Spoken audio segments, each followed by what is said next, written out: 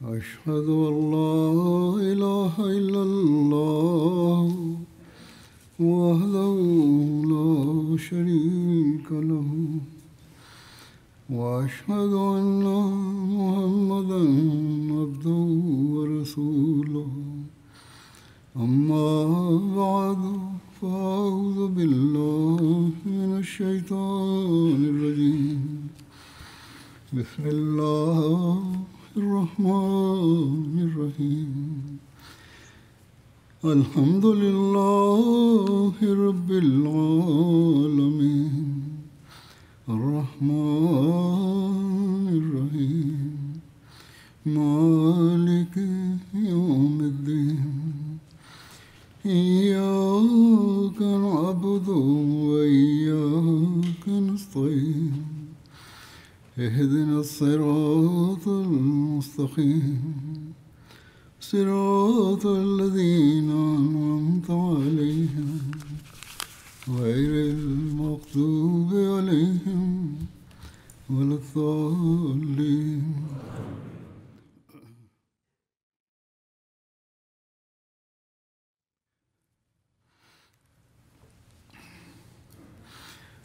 ಕಳೆದ ಖುತುಬಗಳಲ್ಲಿ ತಾಯಿಫ್ ಯುದ್ಧದ ಬಗ್ಗೆ ಪ್ರಸ್ತಾಪಿಸಲಾಗುತ್ತಿತ್ತು.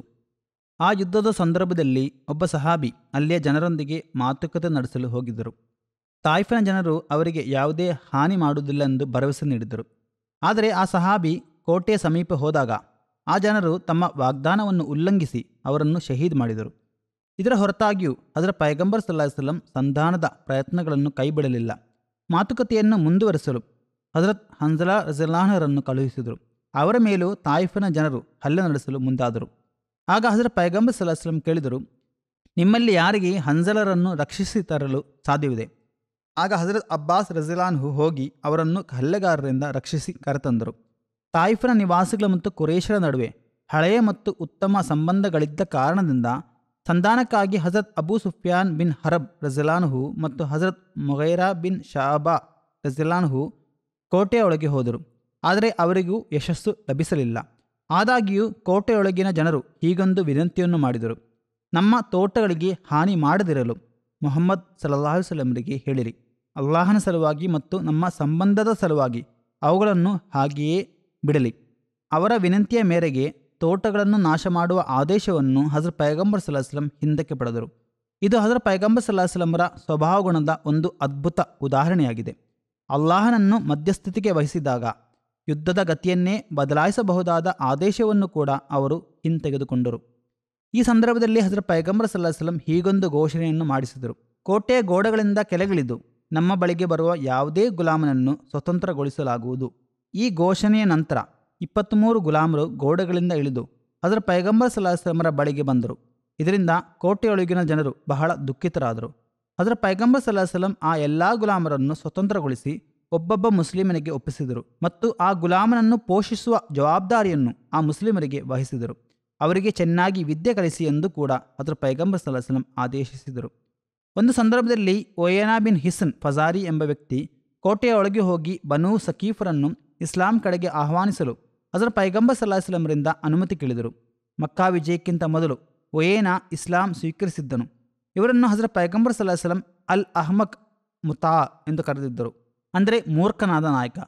ಅನುಮತಿ ಸಿಕ್ಕಿದ ನಂತರ ಒಯೇನಾ ಕೋಟೆಯೊಳಗೆ ಹೋಗಿ ಅವರನ್ನು ಇಸ್ಲಾಮಿಗೆ ಆಹ್ವಾನಿಸುವ ಬದಲು ಬನೂ ಸಕೀಫರನ್ನು ಇಸ್ಲಾಂ ವಿರುದ್ಧ ಮತ್ತಷ್ಟು ಪ್ರಚೋದಿಸಿದನು ಮತ್ತು ಹಿಂತಿರುಗಿ ಬಂದು ಸುಳ್ಳು ಹೇಳಿದನು. ಅಲ್ಲಾಹನು ಹಜರತ್ ಪೈಗಂಬರ್ ಸಲ್ಲಲ್ಲಾಹು ಅಲೈಹಿ ವಸಲ್ಲಂರಿಗೆ ದಿವ್ಯವಾಣಿಯ ಮೂಲಕ ಈ ವಿಷಯವನ್ನು ತಿಳಿಸಿದನು. ಹಜರತ್ ಪೈಗಂಬರ್ ಸಲ್ಲಲ್ಲಾಹು ಅಲೈಹಿ ವಸಲ್ಲಂ ಒಯೇನನ ಸುಳ್ಳನ್ನು ಬಯಲು ಮಾಡಲು ಅವನು ಅಲ್ಲಿ ಹೇಳಿದ ಮಾತುಗಳನ್ನು ಪುನರಾವರ್ತಿಸಿದರು. ಇದನ್ನು ಕೇಳಿ ಒಯೇನಾ ಆಶ್ಚರ್ಯಚಕಿತಗೊಂಡನು. ಕೋಟೆಯ ಮುತ್ತಿಗೆ ಹಾಕಿದ ಪರಿಸ್ಥಿತಿಯನ್ನು ಗಮನಿಸಿ ಹಜರತ್ ಪೈಗಂಬರ್ ಸಲ್ಲಲ್ಲಾಹು ಅಲೈಹಿ ವಸಲ್ಲಂ ಹಜರತ್ ನೌಫಲ್ ಬಿನ್ ಮುಆವಿಯಾ ರಜಿಯಲ್ಲಾಹುರೊಂದಿಗೆ ಸಮಾಲೋಚನೆ ನಡೆಸಿದರು. ಅವರು ಹೀಗೆ ಹೇಳಿದರು, ಇದು ನರಿ ತನ್ನ ಬಿಲದಲ್ಲಿ ಅಡಗಿಕೊಂಡಂತಾಗಿದೆ. ಅದರ ಬಳಿ ಸತತವಾಗಿ ನಿಂತರೆ ಅದನ್ನು ಹಿಡಿಯಬಹುದು, ಆದರೆ ಬಿಟ್ಟು ಹೋದರೆ ಅದಕ್ಕೆ ಹಾನಿ ಮಾಡುವ ಶಕ್ತಿಯೂ ಇರುವುದಿಲ್ಲ. ಈ ಸಲಹೆ ಮೇರೆಗೆ ಹಜರತ್ ಪೈಗಂಬರ್ ಸಲ್ಲಲ್ಲಾಹು ಅಲೈಹಿ ವಸಲ್ಲಂ ಮುತ್ತಿಗೆಯನ್ನು ಕೊನೆಗೊಳಿಸಲು ನಿರ್ಧರಿಸಿದರು. ಕೇವಲ ಸಲಹೆ ಆಧಾರದ ಮೇಲೆ ಮಾತ್ರವಲ್ಲ, ಅಲ್ಲಾಹನ ಕಡೆಯಿಂದಲೂ ವಿಶೇಷ ಮಾರ್ಗದರ್ಶನ ಅಥವಾ ಸೂಚನೆ ಲಭಿಸಿರಬಹುದು ಎಂದು ತೋರುತ್ತದೆ. ಏಕೆಂದರೆ ಹಜರತ್ ಪೈಗಂಬರ್ ಸಲ್ಲಲ್ಲಾಹು ಅಲೈಹಿ ವಸಲ್ಲಂರ ಸೇನಾ ಕಾರ್ಯಾಚರಣೆಗಳಲ್ಲಿ ಇಷ್ಟು ದೊಡ್ಡ ಕಾರ್ಯಾಚರಣೆಯನ್ನು ಮಧ್ಯದಲ್ಲೇ ಬಿಟ್ಟು ಹೋಗೋದು ಇದೇ ಮೊದಲ ಬಾರಿಯಾಗಿತ್ತು. ಈ ಕುರಿತಾಗಿ ಹಜರತ್ ಪೈಗಂಬರ್ ಸಲ್ಲಲ್ಲಾಹು ಅಲೈಹಿ ವಸಲ್ಲಂ ಹಜರತ್ ಅಬೂಬಕರ್ ರಜಿಯಲ್ಲಾಹುಗೆ ಹೇಳಿದ ಒಂದು ಕನಸಿನ ಪ್ರಸ್ತಾಪವೂ ಇದೆ. ಹಜರತ್ ಪೈಗಂಬರ್ ಸಲ್ಲಲ್ಲಾಹು ಅಲೈಹಿ ವಸಲ್ಲಂ ಹೇಳಿದರು, ಒಂದು ಪಾತ್ರೆಯಲ್ಲಿ ಬೆಣ್ಣೆ ನನ್ನ ಬಳಿ ತರಲಾಗಿತ್ತು. ಒಂದು ಕೋಳಿ ಕೊಕ್ಕಿನಿಂದ ಅದನ್ನು ಉರುಳಿಸಿಬಿಟ್ಟಿತ್ತು. ಹಜರತ್ ಅಬೂಬಕರ್ ರಜಿಯಲ್ಲಾಹು ಹೇಳಿದರು, ನನ್ನ ಅನಿಸಿಕೆಯ ಪ್ರಕಾರ ಈ ಬಾರಿ ಸಕೀಫನರಿಂದ ನಿಮಗೆ ಬೇಕಾದುದನ್ನು ಪಡೆಯಲು ಸಾಧ್ಯವಾಗದು. ಹಜರತ್ ಪೈಗಂಬರ್ ಸಲ್ಲಲ್ಲಾಹು ಅಲೈಹಿ ವಸಲ್ಲಂ ಕೂಡ ಈ ವ್ಯಾಖ್ಯಾನವನ್ನು ಒಪ್ಪಿಕೊಂಡರು. ಮುತ್ತಿಗೆಯನ್ನು ಕೊನೆಗೊಳಿಸುವ ಘೋಷಣೆ ಮಾಡಿದಾಗ ಕೆಲವು ಉತ್ಸಾಹಿ ಯುವಕರ ಪ್ರತಿಕ್ರಿಯೆ ಹೀಗಿತ್ತು: ನಾವು ಜಯಗಳಿಸದೆ ಏಕೆ ಹಿಂತಿರುಗುತ್ತಿದ್ದೇವೆ? ಮೊದಲು ಅವರು ಹಜರತ್ ಅಬೂಬಕರ್ ರಜಿಯಲ್ಲಾಹು ಮತ್ತು ಹಜರತ್ ಉಮರ್ ರಜಿಯಲ್ಲಾಹುರ ಬಳಿಗೆ ಹೋಗಿ ವಿಜಯ ಸಾಧಿಸುವವರೆಗೂ ಮುತ್ತಿಗೆ ಮುಂದುವರಿಸುವಂತೆ ಹಜರತ್ ಪೈಗಂಬರ್ ಸಲ್ಲಲ್ಲಾಹು ಅಲೈಹಿ ವಸಲ್ಲಂರೊಡನೆ ವಿನಂತಿಸಲು ಹೇಳಿದರು. ಆದರೆ ಅವರಿಬ್ಬರು ನಿರಾಕರಿಸಿದಾಗ ಆ ಯುವಕರು ನೇರವಾಗಿ ಹಜರತ್ ಪೈಗಂಬರ್ ಸಲ್ಲಲ್ಲಾಹು ಅಲೈಹಿ ವಸಲ್ಲಂರ ಬಳಿಗೆ ಹೋಗಿ ಭಾವುಕರಾಗಿ ಹೀಗೆ ಹೇಳಿದರು: ಅಲ್ಲಾಹನ ಸಂದೇಶವಾಗರೆ, ನಾವು ಹೋರಾಡುತ್ತೇವೆ. ಆಗ ಹಜರತ್ ಪೈಗಂಬರ್ ಸಲ್ಲಲ್ಲಾಹು ಅಲೈಹಿ ವಸಲ್ಲಂ ಹೇಳಿದರು, ಸರಿ, ನಾಳೆ ಬೆಳಿಗ್ಗೆ ಹೋರಾಡಿ. ಮರುದಿನ ಬೆಳಿಗ್ಗೆ ಅವರಿಗೆ ಗಾಯಗಳ ಹೊರತು ಬೇರೇನೂ ಸಿಗಲಿಲ್ಲ. ಆಗ ಹಜರತ್ ಪೈಗಂಬರ್ ಸಲ್ಲಲ್ಲಾಹು ಅಲೈಹಿ ವಸಲ್ಲಂ ನಾಳೆ ಬೆಳಿಗ್ಗೆ ನಾವು ಹಿಂದಿರುಗುತ್ತೇವೆ ಎಂದು ಹೇಳಿದಾಗ ಈ ಯುವಕರು ಕೂಡ ಸಂತೋಷ ವ್ಯಕ್ತಪಡಿಸಿದರು. ಅವರ ಅಭಿಪ್ರಾಯದಲ್ಲಿನ ಬದಲಾವಣೆಯನ್ನು ನೋಡಿ ಹಜರತ್ ಪೈಗಂಬರ್ ಸಲ್ಲಲ್ಲಾಹು ಅಲೈಹಿ ವಸಲ್ಲಂ ಮುಗುಳ್ನಕ್ಕರು. ಈ ಯುದ್ಧದಲ್ಲಿ ಸತ್ಯನಿಷೇಧಿಗಳ ಕಡೆಯಿಂದ 3 ಮಾತ್ರ ಕೊಲ್ಲಲ್ಪಟ್ಟರು. ಗಾಯಗೊಂಡವರ ಮತ್ತು ಇತರ ಕೊಲ್ಲಲ್ಪಟ್ಟವರ ನಿಖರ ಸಂಖ್ಯೆ ತಿಳಿದಿಲ್ಲ, ಏಕೆಂದರೆ ಅವರು ಕೋಟೆಯೊಳಗೆ ಇದ್ದರು. ಹಾಗೆಯೇ ಮುಸ್ಲಿಮರಲ್ಲಿ ಗಾಯಗೊಂಡವರ ನಿಖರ ಸಂಖ್ಯೆಯೂ ತಿಳಿದಿಲ್ಲ. ಆದರೆ ಹಜರತ್ ಅಬೂ ಸುಫಿಯಾನ್ ರಜಿಯಲ್ಲಾಹು ಮತ್ತು ಹಜರತ್ ಅಬ್ದುಲ್ಲಾ ಬಿನ್ ಅಬಿ ಬಕರ್ ರಜಿಯಲ್ಲಾಹು ಗಾಯಗೊಂಡ ಬಗ್ಗೆ ಉಲ್ಲೇಖವಿದೆ. ಈ ಯುದ್ಧದಲ್ಲಿ 12 ಸಹಾಬಿಯರು ಹುತಾತ್ಮರಾದರು. ಅವರ ಹೆಸರುಗಳು ಹೀಗಿವೆ: ಹಜರತ್ ಸಯೀದ್ ಬಿನ್ ಆಸ್ ರಜಿಯಲ್ಲಾಹು, ಹಜರತ್ ಇರ್ಫತಾ ಬಿನ್ ಜನಾಬ್ ರಜಿಯಲ್ಲಾಹು, ಹಜರತ್ ಅಬ್ದುಲ್ಲಾ ಬಿನ್ ಅಬಿ ಉಮಯ್ಯ ರಜಿಯಲ್ಲಾಹು, ಹಜರತ್ ಅಬ್ದುಲ್ಲಾ ಬಿನ್ ಆಮಿರ್ ರಜಿಯಲ್ಲಾಹು, ಹಜರತ್ ಸಾಯಿಬ್ ಬಿನ್ ಹಾರಿಸ್ ರಜಿಯಲ್ಲಾಹು ಮತ್ತು ಅವರ ಸಹೋದರ ಅಬ್ದುಲ್ಲಾ ಬಿನ್ ಹಾರಿಸ್ ರಜಿಯಲ್ಲಾಹು, ಹಜರತ್ ಜುಲೈಹಾ ಬಿನ್ ಅಬ್ದುಲ್ಲಾ ರಜಿಯಲ್ಲಾಹು, ಹಜರತ್ ಸಾಬಿತ್ ಬಿನ್ ಜಲಾ ರಜಿಯಲ್ಲಾಹು, ಹಜರತ್ ಹಾರಿಸ್ ಬಿನ್ ಸಹಲ್ ರಜಿಯಲ್ಲಾಹು, ಹಜರತ್ ಮುನ್ಜಿರ್ ಬಿನ್ ಅಬ್ದುಲ್ಲಾ ರಜಿಯಲ್ಲಾಹು, ಹಜರತ್ ರಕೀಮ್ ಬಿನ್ ಸಾಬಿತ್ ರಜಿಯಲ್ಲಾಹು ಮತ್ತು ಹಜರತ್ ಅಬ್ದುಲ್ಲಾ ಬಿನ್ ಅಬೂಬಕರ್ ರಜಿಯಲ್ಲಾಹು. ಈ ಯುದ್ಧದಲ್ಲಿ ಹಜರತ್ ಪೈಗಂಬರ್ ಸಲ್ಲಲ್ಲಾಹು ಅಲೈಹಿ ವಸಲ್ಲಂರ ಇಬ್ಬರು ಪತ್ನಿಯರಾದ ಹಜರತ್ ಉಮ್ಮು ಸಲ್ಮಾ ರಜಿಯಲ್ಲಾನ್ಹಾ ಮತ್ತು ಹಜರತ್ ಝೈನಬ್ ರಜಿಯಲ್ಲಾನ್ಹಾ ಕೂಡ ಜೊತೆಯಲ್ಲಿದ್ದರು. ಅವರಿಗಾಗಿ 2 ಡೇರೆಗಳನ್ನು ಹಾಕಲಾಗಿತ್ತು. ಹಜರತ್ ಪೈಗಂಬರ್ ಸಲ್ಲಲ್ಲಾಹು ಅಲೈಹಿ ವಸಲ್ಲಂ ಆ 2 ಡೇರೆಗಳ ನಡುವೆ ನಮಾಜ್ ಮಾಡುತ್ತಿದ್ದರು. ಹಜರತ್ ಪೈಗಂಬರ್ ಸಲ್ಲಲ್ಲಾಹು ಅಲೈಹಿ ವಸಲ್ಲಂ ಎಷ್ಟು ದಿನ ತಾಯಿಫ್ಗೆ ಮುತ್ತಿಗೆ ಹಾಕಿದರು ಎಂಬ ಬಗ್ಗೆ ವಿವಿಧ ವರದಿಗಳಿವೆ. 10 ರಿಂದ 40 ರಾತ್ರಿಗಳವರೆಗೆ ಎಂದು ಉಲ್ಲೇಖಿಸಲಾಗಿದೆ. ಹಿಂತಿರುಗುವಾಗ ಹೀಗೆ ಹೇಳುತ್ತಾ ಹೋಗುವಂತೆ ಹಜರತ್ ಪೈಗಂಬರ್ ಸಲ್ಲಲ್ಲಾಹು ಅಲೈಹಿ ವಸಲ್ಲಂ ಆದೇಶಿಸಿದರು: ನಾವು ಹಿಂತಿರುಗುವರಾಗಿದ್ದೇವೆ, ಪಶ್ಚಾತ್ತಾಪ ಪಡುವರಾಗಿದ್ದೇವೆ, ಆರಾಧಿಸುವರಾಗಿದ್ದೇವೆ ಮತ್ತು ನಮ್ಮ ಪ್ರಭುವನ್ನು ಸ್ತುತಿಸುವರಾಗಿದ್ದೇವೆ. ಬನು ಸಕೀಫ್ ವಿರುದ್ಧ ಶಪಿಸಿರಿ ಎಂದು ಹಜರತ್ ಪೈಗಂಬರ್ ಸಲ್ಲಲ್ಲಾಹು ಅಲೈಹಿ ವಸಲ್ಲಂರೊಡನೆ ವಿನಂತಿಸಲಾಗಿತ್ತು.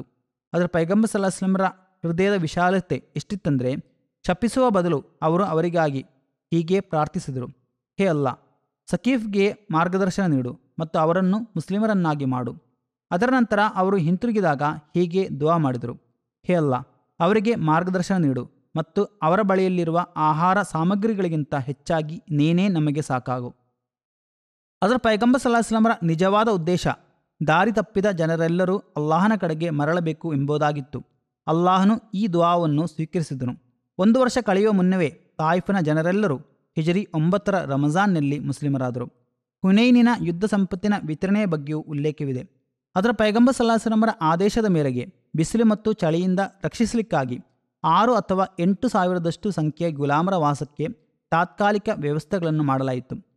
ಯುದ್ಧ ಸಂಪತ್ತಿನಲ್ಲಿ 24,000 ಒಂಟೆಗಳು, 40,000ಕ್ಕೂ ಹೆಚ್ಚು ಕುರಿಗಳು ಮತ್ತು ಸುಮಾರು 490 ಕಿಲೋಗ್ರಾಮಿನಷ್ಟು ಬೆಳ್ಳಿ ಲಭಿಸಿದವು. ಇದಕ್ಕಿಂತ ಮೊದಲು ಮುಸ್ಲಿಮರಿಗೆ ಇಷ್ಟು ದೊಡ್ಡ ಯುದ್ಧ ಸಂಪತ್ತು ಎಂದಿಗೂ ಸಿಕ್ಕಿರಲಿಲ್ಲ.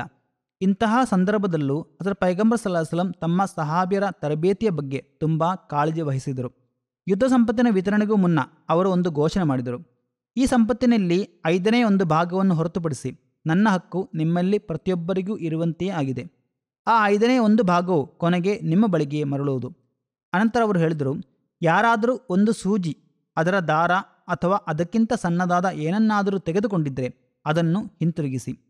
ಮೋಸ ಮಾಡುವುದರಿಂದ ದೂರವಿರಿ, ಏಕೆಂದರೆ ಮೋಸಗಾರಿಕೆಯು ಪುನರುತ್ಥಾನದ ದಿನ ಮೋಸಗಾರನ ಮೇಲೆ ಅವಮಾನ ಮತ್ತು ಕಳಂಕವಾಗಿ ಪರಿಣಮಿಸುವುದು.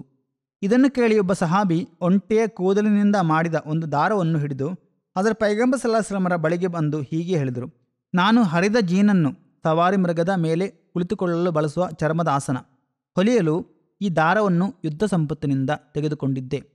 ಅದೇ ರೀತಿ ಇನ್ನೊಬ್ಬ ಸಹಾಬಿ ತಾನು ಯುದ್ಧ ಸಂಪತ್ತಿನಿಂದ ತೆಗೆದುಕೊಂಡ ಒಂದು ಸೂಜಿಯನ್ನು ತನ್ನ ಹೆಂಡತಿಗೆ ನೀಡಿದರು. ಆ ಘೋಷಣೆಯನ್ನು ಕೇಳಿದ ತಕ್ಷಣ ಅವರು ತಮ್ಮ ಹೆಂಡತಿಯ ಬಳಿಗೆ ಹೋಗಿ ಸೂಜಿಯನ್ನು ಹಿಂತಿರುಗಿ ಪಡೆದು ಯುದ್ಧ ಸಂಪತ್ತಿನಲ್ಲಿ ಇಟ್ಟರು. ಹೃದಯಗಳನ್ನು ಗೆಲ್ಲುವುದು ಎಂಬ ತತ್ವವನ್ನು ಗಮನದಲ್ಲಿಟ್ಟುಕೊಂಡು ಹಜರತ್ ಪೈಗಂಬರ್ ಸಲ್ಲಲ್ಲಾಹು ಅಲೈಹಿ ವಸಲ್ಲಂ ಯುದ್ಧ ಸಂಪತ್ತಿನ ವಿತರಣೆಯಲ್ಲಿ ಮೊದಲು ಗೋತ್ರಗಳ ಮುಖ್ಯಸ್ಥರು ಮತ್ತು ನಾಯಕರಿಗೆ ಯುದ್ಧ ಸಂಪತ್ತನ್ನು ನೀಡಿದರು. ಈ ನಾಯಕರು ತಮ್ಮ ತಮ್ಮ ಗೋತ್ರಗಳಲ್ಲಿ ಗೌರವ ಮತ್ತು ಮಹತ್ವ ಹೊಂದಿದರು. ಅವರಿಗೆ ಹಜರತ್ ಪೈಗಂಬರ್ ಸಲ್ಲಲ್ಲಾಹು ಅಲೈಹಿ ವಸಲ್ಲಂ 100 ಮತ್ತು 50 ಒಂಟೆಗಳನ್ನು ನೀಡಿದರು. ಅನಂತರ ಉಳಿದ ಜನರನ್ನು ಕರೆಯಲು ಹಜರತ್ ಪೈಗಂಬರ್ ಸಲ್ಲಲ್ಲಾಹು ಅಲೈಹಿ ವಸಲ್ಲಂ ಹಜರತ್ ಝೈದ್ ಬಿನ್ ಸಾಬಿತ್ ರಜಿಯಲ್ಲಾಹು ಅವರೊಡನೆ ಹೇಳಿದರು. ಹೀಗೆ ಅವರು ಎಲ್ಲ ಜನರಿಗೆ ಯುದ್ಧ ಸಂಪತ್ತನ್ನು ಹಂಚಿದರು. ಪ್ರತಿಯೊಬ್ಬರಿಗೂ 4 ಒಂಟೆಗಳು ಅಥವಾ 40 ಕುರಿಗಳು ಸಿಕ್ಕಿದ್ದು. ಕುರೇಶರಿಗೆ ಯುದ್ಧ ಸಂಪತ್ತು ನೀಡಲು ಒಂದು ಕಾರಣವನ್ನು ವಿವರಿಸುತ್ತಾ ಹಜರತ್ ಪೈಗಂಬರ್ ಸಲ್ಲಲ್ಲಾಹು ಅಲೈಹಿ ವಸಲ್ಲಂ ಹೇಳಿದರು, ನಾನು ಕುರೇಶರಿಗೆ ಯುದ್ಧ ಸಂಪತ್ತನ್ನು ನೀಡುವ ಮೂಲಕ ಅವರ ಹೃದಯಗಳನ್ನು ಗೆಲ್ಲಲು ಪ್ರಯತ್ನಿಸುತ್ತಿದ್ದೇನೆ, ಏಕೆಂದರೆ ಅವರು ಸತ್ಯ ನಿಷೇಧವನ್ನು ತೊರೆದಿದ್ದು ಇತ್ತೀಚೆಗೆ ಅಷ್ಟೇ. ಈ ಸಂದರ್ಭದಲ್ಲಿ ಕೆಲವು ಕಪಟ ವಿಶ್ವಾಸಿಗಳು ಯುದ್ಧ ಸಂಪತ್ತಿನ ವಿತರಣೆಯ ಬಗ್ಗೆ ಆಕ್ಷೇಪ ವ್ಯಕ್ತಪಡಿಸಿದರು ಮತ್ತು ಹಜರತ್ ಪೈಗಂಬರ್ ಸಲ್ಲಲ್ಲಾಹು ಅಲೈಹಿ ವಸಲ್ಲಂ ಯುದ್ಧ ಸಂಪತ್ತಿನ ವಿತರಣೆಯ ವಿಷಯದಲ್ಲಿ ನ್ಯಾಯದಿಂದ ವರ್ತಿಸಿಲ್ಲ ಮತ್ತು ಅಲ್ಲಾಹನ ಸಂಪ್ರೀತಿಗೆ ಅನುಗುಣವಾಗಿ ಕಾರ್ಯನಿರ್ವಹಿಸಿಲ್ಲ ಎಂದು ಅವರು ಆರೋಪಿಸಿದರು. ನೌಜುಬಿಲ್ಲಾ.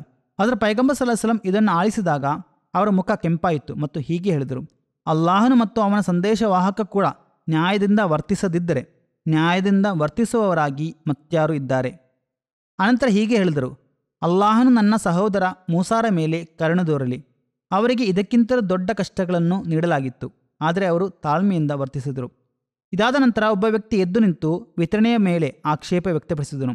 ಆಗ ಹಜರತ್ ಪೈಗಂಬರ್ ಸಲ್ಲಲ್ಲಾಹು ಅಲೈಹಿ ವಸಲ್ಲಂ ಹೇಳಿದರು, ನಿನಗೆ ನಾಶವಾಗಲಿ, ನನ್ನ ಬಳಿ ನ್ಯಾಯ ಇಲ್ಲದಿದ್ದರೆ ನ್ಯಾಯ ಯಾರ ಬಳಿ ಇರುವುದು? ಹಜರತ್ ಖಾಲಿದ್ ಬಿನ್ ವಲೀದ್ ರಜಿಯಲ್ಲಾಹು ಅನ್ಹು ಮತ್ತು ಹಜರತ್ ಉಮರ್ ರಜಿಯಲ್ಲಾಹು ಅನ್ಹು ಎದ್ದು ನಿಂತು ಅನುಮತಿ ನೀಡಿದರೆ ನಾವು ಈಗಲೇ ಅವನ ತಲೆಯನ್ನು ಕಡಿದು ಹಾಕುತ್ತೇವೆ ಎಂದು ಹೇಳಿದರು. ಹಜರತ್ ಪೈಗಂಬರ್ ಸಲ್ಲಲ್ಲಾಹು ಅಲೈಹಿ ವಸಲ್ಲಂ ಹೇಳಿದರು, ಬೇಡ, ಆ ವ್ಯಕ್ತಿ ನಮಾಜ್ ನಿರ್ವಹಿಸನಾಗಿರಬಹುದು. ಆಗ ಖಾಲಿದ್ ರಜಿಯಲ್ಲಾಹು ಅನ್ಹು ಕೇಳಿದರು, ತನ್ನ ಹೃದಯದಲ್ಲಿ ಇರದ ಸಂಗತಿಯನ್ನು ನಮಾಜ್ ಮಾಡುವವನು ಹೇಳಲು ಸಾಧ್ಯವೇ? ಆಗ ಹಜರತ್ ಪೈಗಂಬರ್ ಸಲ್ಲಲ್ಲಾಹು ಅಲೈಹಿ ವಸಲ್ಲಂ ಹೇಳಿದರು, ಖಾಲಿದ್, ಜನರ ಹೃದಯಗಳನ್ನು ಸೀಳಿ ನೋಡಲು ಅಥವಾ ಎದೆಗಳನ್ನು ತೆರೆದು ನೋಡಲು ನನಗೆ ಆದೇಶಿಸಲಾಗಿಲ್ಲ. ಈ ವಿಷಯದ ಉಳಿದ ಭಾಗವನ್ನು ಮುಂದಿನ ಬಾರಿ ವಿವರಿಸಲಾಗುವುದು ಇನ್ಶಾ ಅಲ್ಲಾ.